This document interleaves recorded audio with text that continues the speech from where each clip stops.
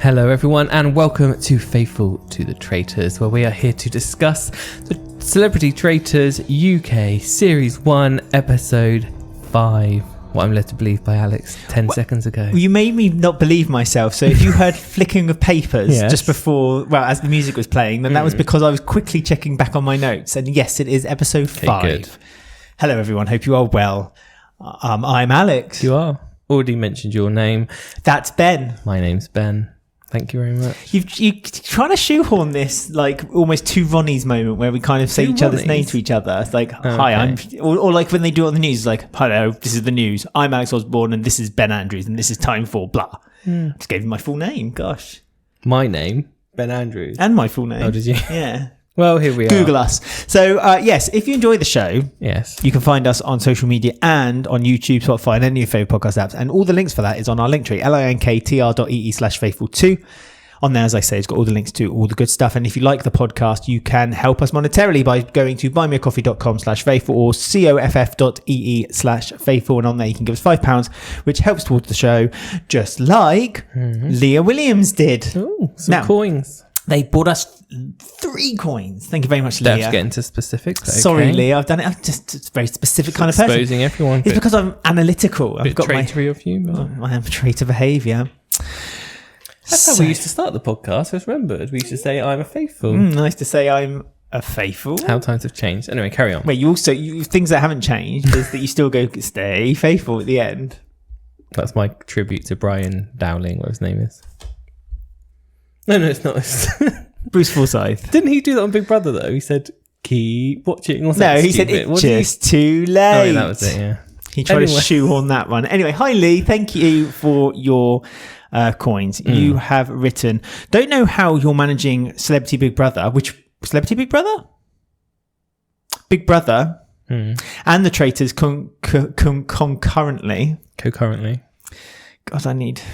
well, this is what happens when you're doing 2 podcasts every single day for nearly 30 days in a row. This is what happens, everyone. I am enjoying seeing the inner workings of Alex's, you bet you're not now, of Alex's neurodivergent 100 mile per hour brain whizzing away in full glorious, unhinged, unfiltered flight. Although, try living with it. I should also point out that it's actually Ben who is usually more often correct in his predictions. More often. I did say thank you, Lee, but I'm now not so sure. Thanks for that. That's thanks to my neurodivergent brain, which is diagnosed, whereas yours is... Do you know what it's like living with someone? This is undiagnosed, diagnosed. This is the difference. That's it. Mine's just going... Blah, blah. We should be talking about the Traitors, but I'm not going to talk about home life. Hello, everyone. Hope you're well. Home life? Home life. I was about to go into... like what it's like to live. It's like insufferable living with you. No, living with you. Always correct, people never have seen wrong. it the past 30 days because we've done a podcast every single day. So we're doing a podcast on Big Brother as we're doing the Celebrity Traitors podcast, and soon to come is the Canadian Traitors podcast and Celebrity Race Across the World podcast. So this is why you need to subscribe and follow us, because you'll get all the good stuff coming into your inbox. There's a huge twist on the first episode of Celebrity Traitors. It's never been done before, by the way. What's Canadian Traitors? Yeah, Canadian. Well, we've been deliberately ignoring... I've blocked it all, but I want to know what that is. Anyway, someone has commented on our YouTube video from episode 3 of Faithful to the Traitors, Celebrity, not to defend Kate, but I think you were mixing her husband up with Fiona Phillips' husband. No, I'm not, actually. It's just everyone's husbands or wives all work in the same industry. Which is not surprising, considering it's an industry that's very close-knit. So everyone scratches each other's bums. Yeah. Sovereign Sounds on Spotify. Sovereign Sounds. It sounds like a radio station. Maybe they could hire us. Sovereign Sounds. I love when you two reference EastEnders. Good times. Well, the episode I saw of EastEnders yesterday was not good times. It was like having, what was it that war veterans have? PTSD. It was like that. When that opening credits opened, and I thought, when Nigel knocks down the person and he's like, back to dark I'm coming to get you. So that triggered me for EastEnders. But anyway, and then they also said, to do with the Traitors, Kate Garraway is insufferable. Something is so fake about her. So that's 2 negative comments there. On Instagram, Kate Garraway did a video where she was taking like really well-known quotes from the series of Celebrity Traitors and kind of like impersonating the people it was based on. And it did look like the inside of someone's very unhinged mind watching her do it. Like it was a bit crazy. I personally don't follow Kate Garraway's extra content. Well, we follow it on our social media, links on Linktree, linktr.ee/faithful2. And she, I replied and I said, "You right, hun? You okay, hun? You okay, hun?" I mean, she did defend herself because it made me laugh because she's a journalist, everybody. She was like, well, the trouble is with me doing this game is that I'm just so used to being open to all evidence because I'm a journalist. Wow. So I need to take in the evidence and I just can't do that in this game. And I was like, yeah, okay. Well, let's start with Kate. I've seen your presenting skills, Kate. And her journalism. When you interview people. I don't think it's quite that unbiased as you think, but anyway, carry on. Kate Garraway. I think Kate Garraway is very easily led by what's being said in her ear. Let's just say that much from the gallery. But unfortunately, as I said, let's lead with Kate then and her gameplay in the Traitors, because a lot of people have been mentioning now in the house, in the castle, that she is basically devoid of any ideas. She doesn't have any thoughts or ideas of her own when it comes to the game. And she's following everyone else's thoughts and theories. And people are saying that that's quite a traitorous thing to do, that you're deliberately not throwing any of your own ideas out because that would point the finger at you, as we saw tonight with Mark and with David. But the fact that you are being so closeted with what you're thinking makes you look more obvious as a traitor, actually. And so it's actually gone the other way around. And this was pointed out by Nick and Mark in tonight's episode. So does Kate need to be more angry? Well, I don't know, does she? Because the trouble is with this series of the Traitors, the Celebrity Traitors, is that I feel like no matter what you do, you can't do anything right. But we say this about every time the Traitors are on. We say no matter what they do, they're going to get it wrong. Well, this news seems even more so this year because, like you just said, should Kate be more angry? Well, Mark was angry and passionate that they got rid of a faithful, and then he got accused of being a traitor for being too passionate. Well, overdramatic, reactive. All the roles you've taken in your career don't help. Too enthusiastic. And one of Mark's downfalls was, yes, he said, I can never shake that character off. And one of his biggest downfalls was that he openly admitted that he was a big fan of the show and he wanted to be a traitor. And he said, well, I wanted to be a traitor, but I didn't get what I wanted to be. I'll be like Alan Carr. I've got something to say about that in a minute. I'll tell you when we're at the round table. That's my impression of Alan Carr. The thing that people saying, oh, you're a big fan of the show. Nick is a big fan of the show, allegedly, because Lucy Beaumont said, has this ever happened before? Nick, straight away. Nope, never happened on any series of the Traitors ever. What are you alluding to, Ben? Something that's way into the future. I know, but I'm just saying, if you're going to talk about people being fans of the show, there's one right there. Well, arguably, he knows more stats than us. Arguably, everyone who's decided, all the celebrities, we said this way back in episode 1, all the celebrities are on that show, not for the paycheck, although it's a nice juicy paycheck, but they're all on a flat rate. We thought that everyone was getting all kinds of rates. Nope, they're all on a flat rate. 40,000 each. 40,000 each, which, look, I'm not going to sniff at that. That's for me. That's a year's work. Chicken feed is what Boris Johnson would say to that. Boris Johnson, Bojo, and his parties. But give me 40 grand to do Traitors. I'll do that. I'll be recluse for the rest of the year. That'll be fine. I'll be happy with that. Be murdered night one. Like the longer you stay in, the less that fee is good. Well, no, because you're playing the game because you love the game. I know, and this is it. Everyone money hungry wise, I'm talking. Let's be honest. Everyone is enjoying the game. Like Joe Wilkinson and Joe Marler. Got told off for calling him the wrong name last week. Joe Marler. They're both loving playing the game. And I think the same could be said about David. I think the same could be said about Stephen Fry. I don't think anyone's not liking it. Well, I don't think... I'm getting the impression, and we've discussed this about Jonathan Ross in the past, that I don't get the impression Jonathan Ross is enjoying his role as a traitor very much. He feels a bit forced when he does the bits to the camera now. You know, at the beginning it was kind of like jokey, like, oh, I'm going to have a light breakfast before I murder, blah, blah, blah, blah.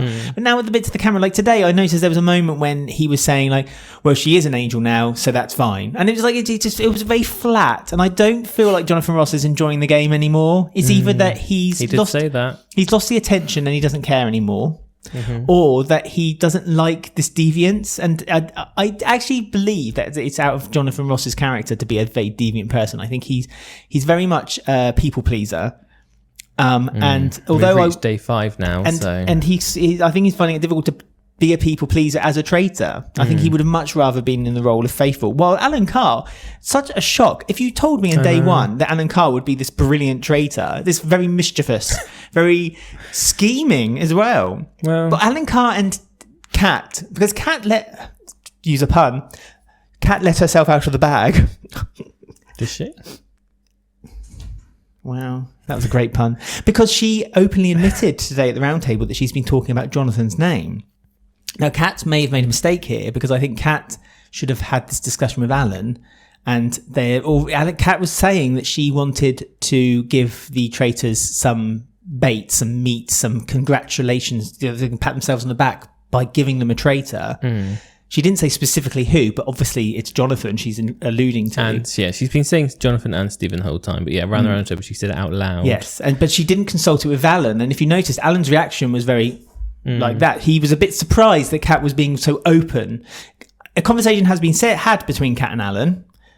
Kat Allen, that's a good name, that. But she obviously decided to go rogue and let that information out to the Roundtable tonight. Now, is this dangerous? Because now is Jonathan going to concede and actually see this as a get-out clause and decide, yeah, you know what, just get rid of me? Or do you think he's going to fight now really hard to stay in the game? And he'll try and take a traitor down with him. So, I think. But Kat said, the group need a traitor. And they're not going to get one. And she's they're not going to get one this episode. No, she's not. No, they're not. And she's leaning toward Joe Marler and Joe, as what Joe Marler is thinking, and that's either Jonathan or Stephen. So that's kind of like the direction she's going. Yeah, I mean, Joe Marler's big dog theory has really been running its course. I mean, Joe Marler has a very big imagination. I'm going to Alan, put my glasses up put my finger up. I bet you would. No. My glasses up my nose, like Alan Carr does when he says something naughty. He's got a very big imagination. He's coming up with lots of stories and things all over the place. And yeah, he's the one who did the big dog theory, which is going around the castle still. He's the one who was creating this thing of all the actors. They're going to look at all the actors, and he's the one who pushed against Mark. So I think he needs to watch his back, because people are going to quickly think that he is actually a traitor soon. Well, David has spotted something, and it's curious because this is something Joe Wilkinson has said, but then as soon as it was the accusation of people who are leading the conversation led toward Joe Marler, who's clearly their friends, because at the Roundtable, Joe Marler looked at Joe Wilkinson when his name got brought up and kind of nodded toward like David and was like, it's him. Do you hear what he's saying? Do you hear what he's saying? About me, not me. Innocent Joe Marler. He had a lovely knitted blanket this week, didn't he? He wrapped himself. He looked like Little Red Riding Hood. Keep the cold Scottish wind off of him. Celia was the evil wolf waiting to eat the grandmother. David said that the conversations, you need to look at the people, as Joe Wilkinson said, you need to look at the people who are leading the conversations. And one of the biggest leader of the conversations, and has always seems to have the group narrative pointing by what he's saying, is Joe Marler. And that's actually a good point. And Joe Wilkinson was the one who brought it up initially. David's kind of grabbed onto it and ran with it a bit further. And now Joe Wilkinson, almost in a panic attack, because he's realised that he's put his own friend under the bus accidentally by giving this idea, has then said, as a reverse toward David, that, oh yeah, but you stayed quiet. You stayed quiet throughout the whole game, and now suddenly you're piping up. So I actually, when I said that the people who are pushing the narratives, what I meant by that aren't the ones who are the loudest speaking, but actually the ones who have stayed quiet and are now the loudest speaking. So Joe Wilkinson kind of like flipped on his head a little bit. Now for me, that would be traitorous behaviour toward Joe, the two Joes.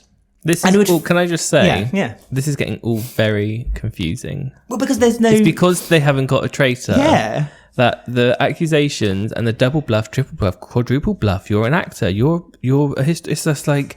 Because they're all faithful and all they've gotten rid of is faithfuls, it is getting so... They need to get a traitor to kind of just reset people's thinking, because halfway through this episode, or halfway through the Roundtable, it was really difficult to even keep track of who's suspecting who, and because of why, and because they then accuse someone, they then think they're then a traitor, and it's just like, they need a traitor. This game is like, it's got so many strings on pins on a pinboard to every single person, but they have no concrete evidence. Much. There's nothing anyone has said or done. Needs to be done here, but nothing. Yeah, but the only thing that can be done is by something that the traitor has done wrong. Even if they get a traitor, to be fair, they're only getting a traitor by dumb luck more than anything else. I think it would help just soften some of these accusations, because there's just too many now. But the Joe thing, right? So Joe Wilkinson saying, it's the loudest ones who are pushing the narrative, then quickly correcting himself because it then made his friend Joe look guilty. That's traitorous because he's deliberately trying to swerve people away from one person. But no one's spotting that. Alan Carr at the breakfast table. I bet Kate Garraway did.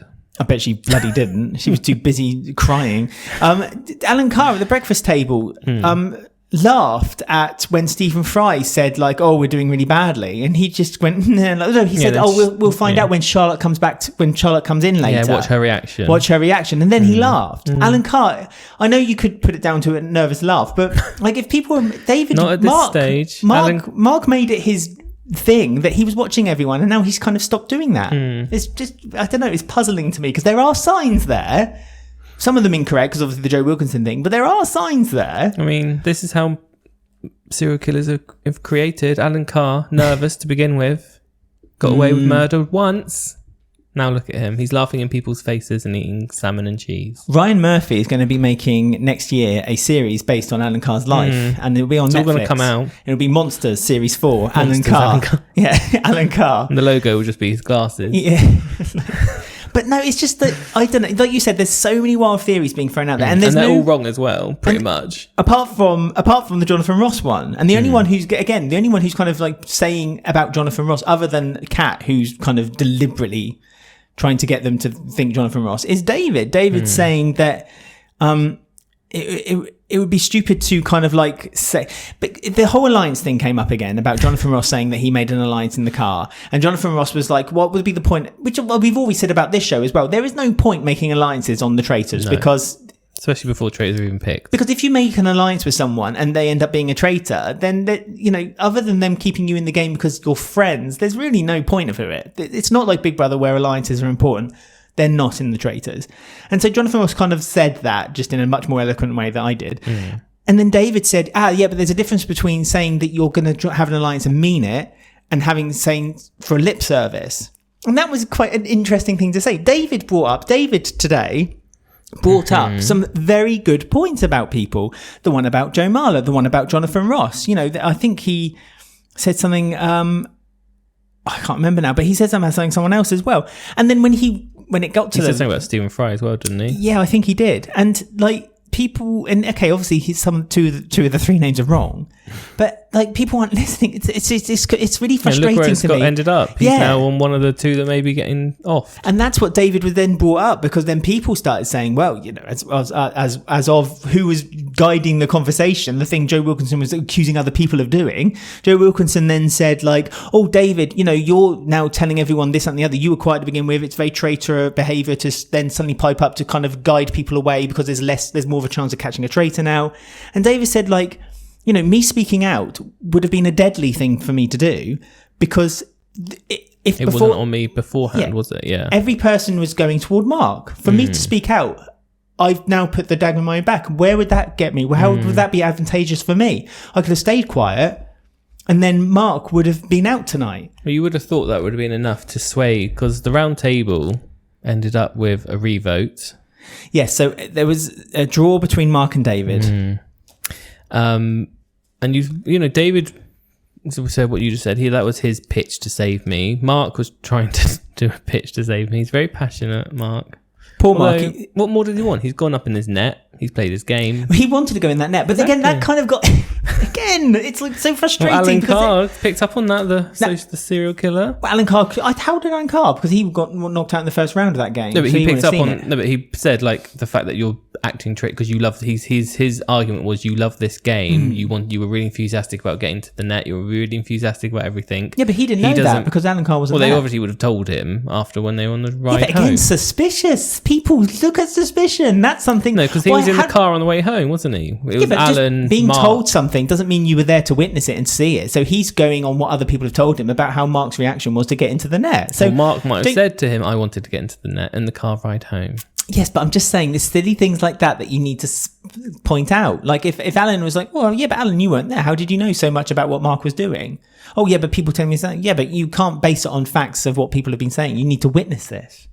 These are silly little things that people need to spot. That's a silly thing to say because they were in the same car on the way back, so Mark could have just said it to him in the car. What, Mark would have said, I really wanted to get in the net and I wanted to go whoopee when I got in the air. On the way back, it was the people who got trapped on the same car on the way back, wasn't it? So Alan Carr knew that he got trapped. Yeah, but when did Alan Carr said what you said at the Roundtable? Yeah, so that was after. That's third party hearing. So why is Alan Carr bringing something up that he wasn't there to witness? There you go. No, that's how I'm easy it shaking my is head at you because Alan was in the car after the game with Mark in it, and who else was in there? Well, it would have been the three who got caught. Yeah, so Celia, whatever. They were in the car. Alan would be like, "Oh, you're in the car. You've got leaves all over you. I was in a net." Mark, "Oh yeah, I was in it. I really wanted to get in that net." That's did Mark say that though? Or did Mark I don't know, but I'm just saying he probably did. There you go, traitor. Christ. So then Alan got into the house. They started sharing their salmon and steak.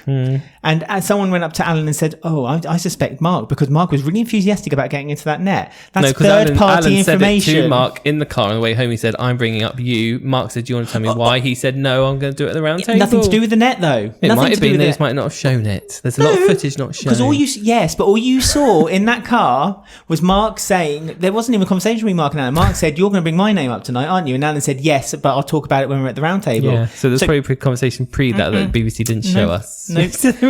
Alan Carr, third-party information. Well, it wasn't, but okay. But do you see where they could get some evidence here?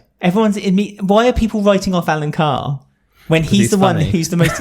Well, don't get me wrong, he's great entertainment. Maybe they all know he's a traitor. They're just waiting to get rid of him at the end, or they just want to keep on for good TV because they're all celebrities. Interesting you should mention that. Because Nick actually brought up that he believes that Kat is slipping under the radar, Kat Burns, who we know is a traitor. Yes. But he said he's not going to say her name because he wants to align himself alongside her because he knows it would be a good game to stay safe. So that's interesting. Nick, again, we know Nick's a fan of the show. He knows about the rule about the revote. I think Paloma Faye thought that too, but look at her. Yes, unfortunately. Yeah, but Nick's cleverer than Paloma Faye. Well, although Paloma Faye thought she had a friend in Alan. Yeah, don't trust Alan is the base of all this. Nick has decided that he's now going to keep the information about what he thinks of Kat, secret. The information he knows about Kate is a completely different story because he's been saying that she's dithering. He's been saying that she has no clue, that she's deliberately playing the fool. I mean, I don't think anyone can play the fool as well as Kate Garraway. And let's be honest, I don't think that's an act. That's just Kate Garraway. By the way, everyone. Yes. We're towards the end of the podcast. We haven't even mentioned. What's your name and where do you come from? Someone did die at the beginning of this episode. Charlotte Back Church by a spirit. Took her out of her bed. Give her a good old time, and then she died. She died doing what she loved. And that's sleeping. Singing with the angels. Who's Charlotte Church? She became famous with her first contract at 11. Did you know that? She was on the Big Talent Show that was hosted by Jonathan Ross. After that, she got phoned up by an agent and she got a contract. And then she had her first number one hit in the UK at the age of 12. Any more information? She's a Welsh opera She's Welsh. She did activist. Years and years and years ago. She did, and if you ever find the clip on YouTube, I recommend you find it. She did what's it called? Question Time. She was a panelist on Question Time. These were the good old days when you used to have a celebrity on there and it didn't get too serious. Right. And an old woman basically said something really horrible about her family, and Charlotte Church gave her a really nasty look. Carol Malone, was it? Probably no. She had a pop career as well. Hence my reference to Crazy Chick, one of the greatest songs ever written and made and sung. She confirmed on the Friday Night with Jonathan Ross, 2010, that she'd already begun writing and recording a 6th studio album, Back to Scratch. That was her pop one, wasn't it? I mean, that would be new information in 2010. That was 15 years ago. I'm just saying the link to Jonathan Ross is there forever. Well, she had the Charlotte Church show as well. Oh, I remember the Charlotte Church show. She was on The Masked Singer. She came third. She was a mushroom. And she won £4,100 for her charity on Wheel of Fortune 2024. Oh, there you go. So she's done it all. She was also a panelist on RuPaul's Drag Race in 2025. Oh, I know what her activism is. What I want to look at. Oh, there's lots of activism. Activism. Yep. Activism. She took in a protest against Donald Trump. I mean, who wasn't? So there you go. So that's our poor Charlotte. friend Charlotte. But I didn't see much of her, I feel. Did you not notice that Charlotte and Tom Daley, they were in their own little team? They went out very quickly. I thought that was a bit of a shame. I feel like they... Yeah, I know. That was something that wasn't explored in my mind. I feel like that was there was a conversation... I mean, celebrities get in touch with us as this happened. Like Charlotte and Tom were very close And Claire Balding as well. So that all leads back to Tom being dead. So the vote as well went to a double tie. So now it's up to luck or chance. What was Claudia said? Yeah, the flip of a coin. Well, no. That's what I'm just presuming, because a coin has two sides, so it makes sense. Now, what is your right? So first of all, Ben doesn't believe me when I said this, but I truly believe this. And if I'm wrong, please do get in touch and show me the evidence. Give me the notes. Give me the the receipts. I can't remember on an English-speaking version of the Traitors them ever getting to this point. I remember it got very close in the Australian series. And if my memory serves me right, they did another revote. I could be wrong about this, but I'm sure they did a second revote. I remember Roger Corser explaining the rules to me. He did. With his deep voice. Because it was after the second revote that he brought up, then we would do it on that's when he said a coin toss. And I said at the time, I don't think that's very fair. I don't think it should be down to chance. There must be a more eloquent way of... I mean, the problem with this is that there's slightly less peril, because we know they're both faithful. If one had been a traitor and one had been a faithful, then this would be quite... For me, this would be Mark a little bit more passionate. exciting. But Mark is very passionate, and David's very intelligent. A historian. And I feel like if they lose David... to be fair, I think if they lose I think more David. If they lose David, they're in trouble. Because I think David's bringing out the facts. He's presenting them really eloquently. Yeah. Also, if they lose Mark and he says, I'm faithful, I feel that may look bad for Alan and for Joe Marler. That could look worse for them, because people then turn to maybe Joe Marler and think maybe you're setting things up. If David gets out, and when he says he's a faithful, it's going to look really bad for Joe Wilkinson. So there's no one who's safe when it comes to this. Oh man, what do you think about it being on a coin I think what toss? they should do is when they do the revote, the first revote, the people who have already, so on this example, the people who had already voted for Mark and David don't revote.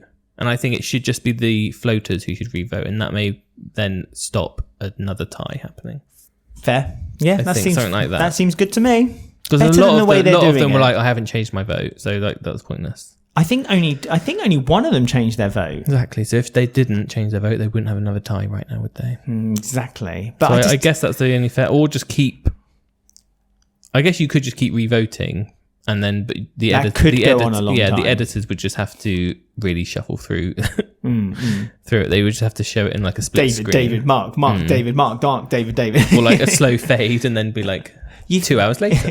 It'll be like the episode of Father Ted when they're writing My Lovely Horse, and it goes, my lovely horse running through the field, and then they go to a slowed fade route, and then you just see, play the fucking note, you fucking when he's talking to Dougal. I don't talk about that show anymore, thank you. Oh, okay. Sorry. It is a good series. It's just a shame it's written by an idiot. Well, one half of an idiot. I don't know about the other half. So we haven't got really much to theorise on, because it's up to chance. It's complete coin toss. Mark, so who do you think's going? Well, I think the coin toss will be either Mark or David. There's no way of knowing. I think it will be Mark. I think David. I just don't like it. No, I think by pure luck, I think it's going to be David. Just by pure luck. That'd be the heartbreak. That's all I think it's going to be, because I think it'll be unfortunate if it's David. But I love them both. I love Mark, and David's got a shield. So. Oh yes, I forgot about that. So if David was to go, then that shield is made mute. I mean, so many have a shield that the murder is going to be really difficult. There's only like a few to pick from. Well, there's Steve and Joe. Kate Garraway. Kate Garraway, Celia. Kate Garraway's name, I think, has been brought up more than anyone else in that turret for being murdered. So eventually, I think they're going to go out with Kate. They love killing women. I was about to say that. Alan Carr's killed all the women and the gay. He wants all the attention. He wants all the attention on himself. I was about to say the exact same thing. I was looking at that earlier and I was thinking, oh, hang on, all the murders have been women and Tom Daly. Yeah, I know. Alan, come on, do better, mate. He wants do the better. Attention to himself, doesn't he? Right, so we're back tomorrow for the next episode. We are, yes. So we find out whether David and Mark is out, and then we find out if any more wild accusations, whether the two Joes are going to still scratch each other's backs into keeping in the game. I mean, it's kind of a shame that the two Joes aren't traitors, really. Because There's time. It's time. I know, I'm just paraphrasing for fun. If you like comment underneath the video if you're watching us on YouTube or on Spotify. Carey on the Traitors, Celebrity Traitors Series 2, Mariah Carey. They'd have to film it after like 2 p.m. She'd have her own lighting rig on her seat. Following her. They'd give her food, they'd give her the salmon and she'd just take this. Honestly, I've never seen... Alan Carr did a podcast with her a few weeks ago on his travel podcast that he does, Alan Carr. What, he with her on the show? Yeah, with Mariah Carey. Blimey, I've right. never seen him. That's a presenter that you have never seen have to work so hard for that interview. Like, difficult interview. Go listen to that. Alan Carr, Life's a Beach, with Mariah Carey. It's like he had to work to fill that 20-minute. Like, the podcast is normally about 45 minutes. This one was about 25 minutes. And he had to work a lot to fill that time up. She just can't be bothered, can she? Well, Who can blame her? It's so weird because it's a travel podcast, and he's just go watch it. It's funny. Well, it's not really a travel podcast. It's It's meant to be talking about travel, but every time he asks her a question like, "Where do you like to travel? Where do you?" Oh, okay. What's your favourite food when you would go and eat in a restaurant? This is literally like that. You can see Alan Carr is just sweating, panicking. He works a lot for that, so I hope he got the downloads for Her it. favourite food will be crisps, as we have seen, witness A bite of it, with yeah. a bite of a crisp. So anyway, right, if you want to get in touch with us about who you like, who you don't like, what you think of the show, Go to our etc. link tree, linktr.ee/faithful2, and you can comment underneath the video on YouTube and on Spotify, or you can get in touch with us directly on our social media. All the links are on there. Don't forget you can watch and listen to us depending on your preference, and they're all there on the link tree. And if you like the podcast and you want to help us out monetarily on the show, you can go to buymeacoffee.com/faithful. I don't know why I'm doing so much with my hands all of a sudden. buymeacoffee.com/faithful or coff.ee/faithful, and on there you can buy £5 gold coin, which helps toward the maintenance of the show. And if you, I keep forgetting to say this, if you leave a comment to that gold coin, we guarantee that we will read it out on the show the following No matter week. what it says. Right, well, until then, stay faithful.